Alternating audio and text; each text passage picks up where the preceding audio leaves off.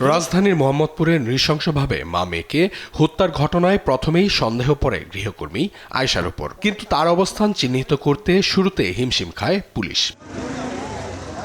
পরে গেল জুলাইয়ে ৮,০০০ টাকা ও স্বর্ণের আংটি চুরির ঘটনায় তার নামে থানায় থাকা অভিযোগে একটি ফোন নাম্বার পাওয়া যায়। সেই নম্বরের সূত্র ধরে সাভার ও বরিশালে অভিযান চালায় পুলিশ।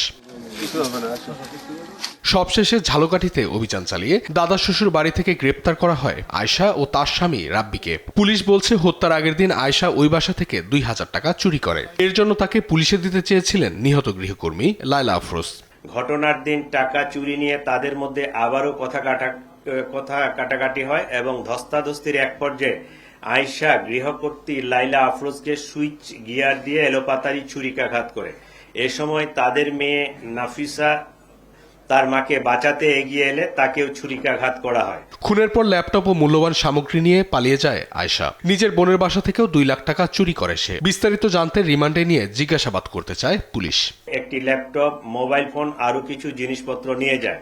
বাসা থেকে বের হয়েছে সোহরাওয়ার্দী মেডিকেলের ভিতরে গিয়ে পুনরায় কাপড় পাল্টিয়ে তার নিজের কাপড় পরিধান করে সে সাভারের উদ্দেশ্যে রওনা হয়। পরবর্তীতে সে চুরি করা ফোন, রক্তাক্ত কাপড় চোপড় সিঙ্গাইর ব্রিজ হতে নদীতে ফেলে দেয়। সোমবার রাজধানীর মোহাম্মদপুরে নিজ বাসায় মা মেয়েকে নৃশংসভাবে হত্যা করে গৃহকর্মী আয়েশা। অঙ্কন চৌধুরী, দেশ টিভি, ঢাকা।